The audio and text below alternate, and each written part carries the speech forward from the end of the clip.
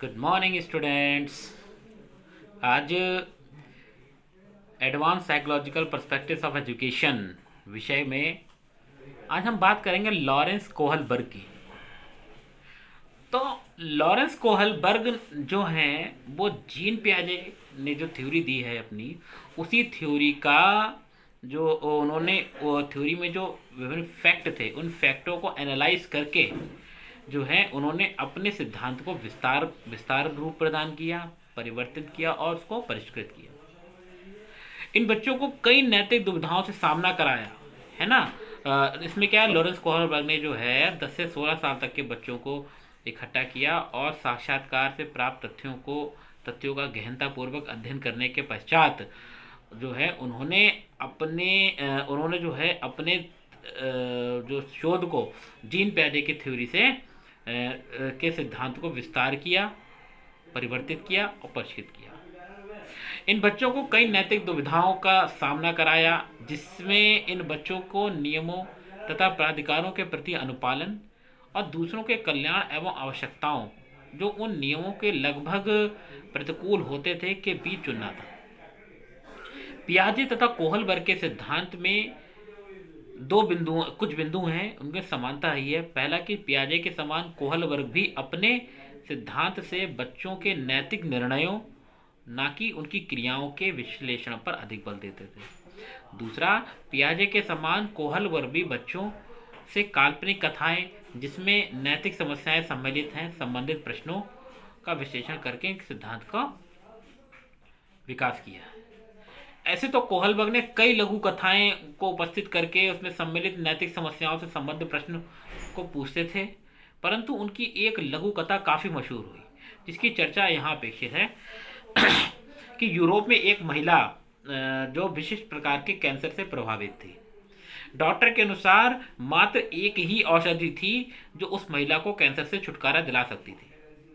एक औषध विक्रेता ने उस औषध को स्वयं ही तैयार किया था और उस औषध को उसकी लागत कीमत से जो है 10 गुना अधिक कीमत पर बेचना चाहता था।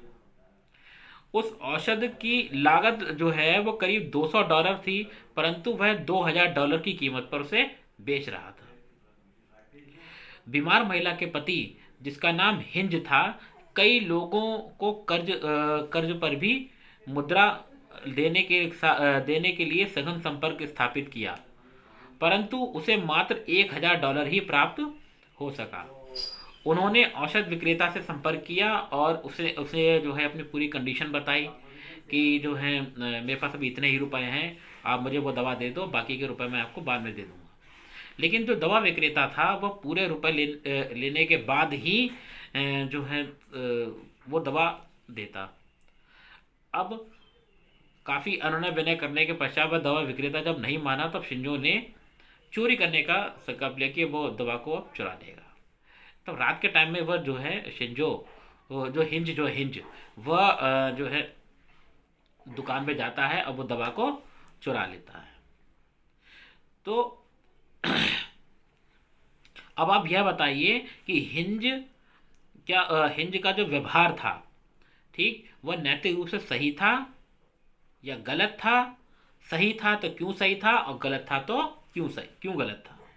तो इस प्रयोग में ऐसे ही लघु कथाओं से प्राप्त अनुक्रियाओं का विश्लेषण करके कोहलबर्ग ने बताया कि व्यक्ति में नैतिक विकास की 3 मुख्य अवस्थाओं से होकर गुजरता है और प्रत्येक स्तर पर दो अवस्थाएं भी होती हैं।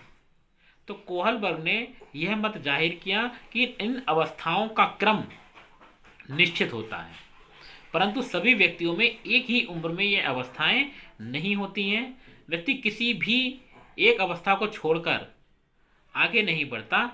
बहुत से लोग ऐसे होते हैं जो नैतिक निर्णयों के उच्चतम स्तर पर कभी नहीं पहुंच पाते और कुछ लोग नैतिक निर्णय के अपरिपक्व स्तर पर ही हमेशा पुरस्कार पाने तथा दंड से छुटकारा पाने के ही अपने आप को सीमित रख लेते हैं। तो उन 3 स्तरों को निम्न रूप में वर्णित किया है। पहला है हमारा level of pre conventional level, यानी प्राक रूढ़िगत नैतिकता का स्तर। दूसरा रूढ़िगत नैतिकता का स्तर और तीसरा उत्तर रूढ़िगत नैतिकता का स्तर। तो इन तीनों का स्तर के बारे में अगर हम चर्चा करें तो पहला हमारा आता है प्राक रूढ़िगत नैतिकता का स्तर। यह अवस्था 4 साल से 10 साल तक की आयु पर होती है और इस अवस्था में नैतिक तर्कणा यानी मोरल रीजनिंग दूसरे लोगों के मानकों से निर्धारित होती है, ना कि सही तथा गलत के अपने आंतरिक मानकों से। बच्चे यहाँ किसी भी प्रकार के व्यवहार को अच्छा या बुरा उसके भौतिक परिणामों के आधार पर कहते हैं। तो इसके अंतर्गत 2 अवस्थाएं आती हैं। पहला आता है दंड एवं आज्ञाकारिता उन्मुक्ता। तो इस अवस्था में बच्चे दंड से दूर रहने के लिए अभिप्रेरणा को अधिक मजबूत कर लेते हैं। इस अवस्था में बच्चे प्रतिष्ठित या शक्तिशाली व्यक्ति प्रायः माता पिता के सम्मान के प्रति सम्मान दिखलाते हैं और ताकि उन्हें दंड नहीं मिले। किसी भी कार्य या व्यवहार की नैतिकता को यहाँ व्यक्ति उसके भौतिक परिणामों के रूप में परिभाषित करता है। हिंज दुविधा का उदाहरण देते हुए उनके पक्ष और विपक्ष में इस अवस्था में बच्चों पर इस प्रकार तर्क करेंगे। पक्ष में कि अगर हिंज अपनी पत्नी को मरने देता है तो इससे उसकी कठिनाइयां बढ़ेंगी। तो विपक्ष क्या कहता है कि हिंज को औषध नहीं चुराना चाहिए था क्योंकि ऐसा करने से वह पकड़ा जाएगा और जेल भेज दिया जाएगा। समझ रहे बात को?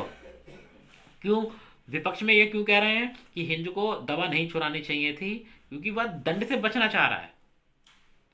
तो ये हमारा जो है कोहलबर्ग के प्राक रूढ़िगत चिंतन स्तर के अंतर्गत नैतिकता के स्तर तक आएगा।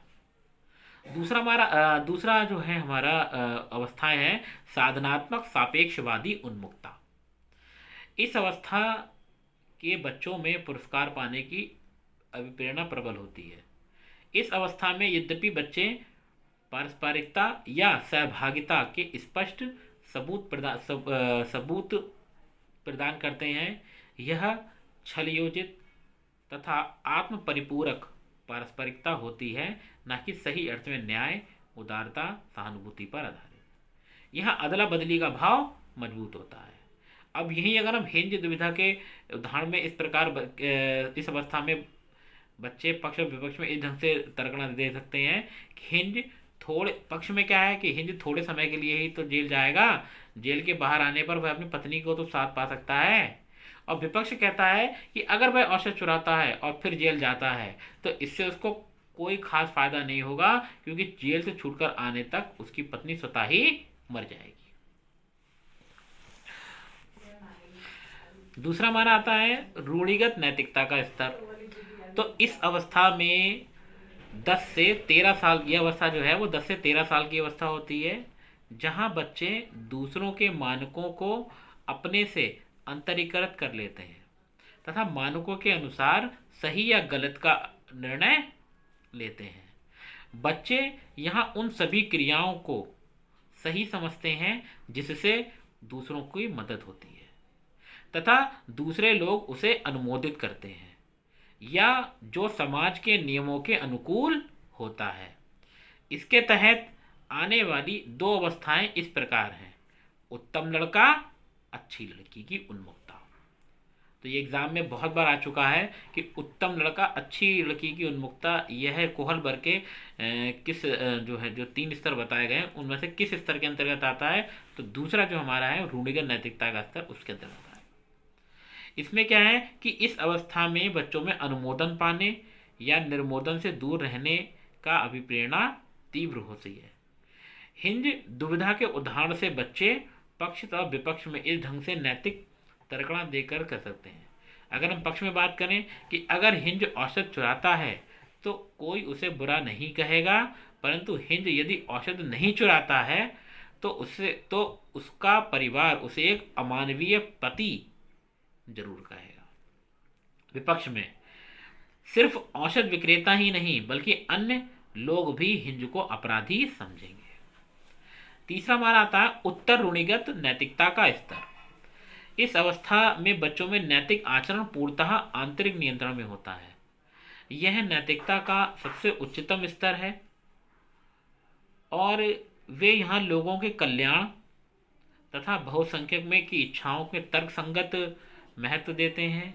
यहाँ वे विश्वास करते हैं कि समाज का उत्तम कल्याण तब होता है जब उसके सदस्य समाज के नियमों का आदरपूर्वक पालन करते हैं। और यही अगर हिंज दुविधा के उदाहरण को अगर किशोर इस ढंग से पक्ष विपक्ष में नैतिक तर्कणा कर सकते हैं पक्ष में कि अगर हिंज अपनी पत्नी को मरने देता है तो ऐसा वह मात्र डर के करेगा, ना कि कोई विवेचन के आधार पर। और विपक्ष में अगर हिंज अपनी पत्नी को मरने देता है तो ऐसा वह अगर हिंज अपनी पत्नी को बचाता है अथवा दवा चुराता है तो हिंज अपने समुदाय में विशेष स्थान तक सम्मान खो देगा और नियम को तोड़ देगा। फिर नेक्स्ट आता है हमारा सार्वत्रिक नीतिपरक सिद्धांत उन्मुक्ता। इस अवस्था में अपने नैतिक नियमों को प्रोत्साहित करने तथा आत्मनिंदा से बचने का यह प्रेरणा तीव्र होती है। यह उच्चतम सामाजिक स्तर का उच्चतम अवस्था होती है जहां किशोरों से सार्वत्रिक नैतिक नियम की नैतिकता बरकरार रहती है। यहाँ किशोर दूसरे के विचारों तथा नैतिक प्रतिबंधों से स्वतंत्र होकर अपने आंतरिक मानकों के अनुरूप व्यवहार करते हैं। अभी हिंज दुविधा के उदाहरण को अगर हम रखें तो पक्ष में इस तरह को कि अगर हिंज औसत की चोरी नहीं करता है तो वह कानून के नियम के शिकंजे से परे निश्चित रूप से रहता है, परंतु वह अपने अंतःकरण या विवेक के नियम से परे नहीं हो सकता। और विपक्ष में अगर बात करें कि अगर हिंज औषध को चुराता है तो उसे अपने आप को निंदित करना पड़ेगा, क्योंकि उसका यह व्यवहार अपने विवेक तथा ईमानदारी के मानक के अनुरूप नहीं होगा। तो यदि हम ध्यानपूर्वक देखें तो स्पष्ट होगा कि कोहलबर्ग का प्रत्येक स्तर द्वारा व्यक्ति के आत्मन तथा समाज के नियम या प्रत्याशाओं के साथ एक विभिन्न प्रकार के संबंधों की अभिव्यक्ति होती है। नैतिकता का प्राक रूढ़िगत स्तर की विशेषताएं 9 साल से कम आयु के बच्चों, कुछ किशोरों तथा कुछ अपराधिक दुष्कर्मियों में पाई जाती है। इस स्तर पर समाज के नियम तथा प्रत्याशाएं आत्मन से बाह्य होती हैं। रूढ़िगत स्तर की नैतिकता अधिकतर किशोरों व वयस्कों में पाई जाती है। तो कोहलबर्ग ने यह स्पष्ट कर दिया है कि जैसे जैसे बच्चे तथा किशोर परिपक्व होते जाते हैं वे पूर्व कथित क्रम के में नैतिकता के विभिन्न स्तर पर बढ़ते चले जाते हैं तथा किसी भी चरण या कदम को छोड़कर आगे नहीं बढ़ते हैं। तो आज के लिए इतना ही। कल हम एक नए थ्योरी पर बात करेंगे। तब तक के लिए थैंक यू।